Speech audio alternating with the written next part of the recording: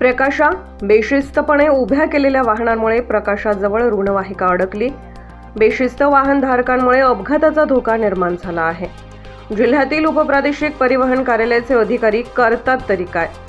शहादा तालुक्यातील प्रकाशा येथे सध्या दिल्ली हरियाणा येथून येणारे पपई व्यावसायिक जिल्ह्यात दाखल झाले आहेत। व्यावसायिक वेगवेगळ्या गावातून पपई तोड कामगार घेऊन कामासाठी निघतात। ते प्रकाशा येथे येऊन नाश्त्यासाठी थांबतात व आपली वाहने रस्त्याच्या आजूबाजूला बेशिस्तपणे उभी करून जातात। त्यामुळे वाहतुकीची कोंडी निर्माण होते। अंकलेश्वर बऱ्हाणपूर राष्ट्रीय महामार्ग असल्यामुळे या रस्त्यावर वाहनांची संख्या प्रचंड असते। दिवस रात्र वाहतूक सुरू असते। गावाजवळ जिल्हा परिषद प्राथमिक शाळा व सर्वोदय विद्यामंदिर अशी 2 मोठी शाळा असल्यामुळे सकाळी लहान मुलांची शाळेत जाण्यासाठी संख्या अधिक असते। हे बेशिस्त वाहनधारकांमुळे शाळेत जाणारे लहान मुलांना मनस्ताप सहन करावा लागत आहे। यांच्यामुळे कधीही मोठा अपघात होण्याची शक्यता नाकारता येत नाही। रस्त्याच्या दोन्ही बाजूला यांचे वाहन उभे असल्यामुळे वाहनांची मोठी लाईन लागून जाते। या वाहनांमुळे ॲम्ब्युलन्स सुद्धा वाहतुकीत अडकल्याच्या घटना घडल्या आहेत।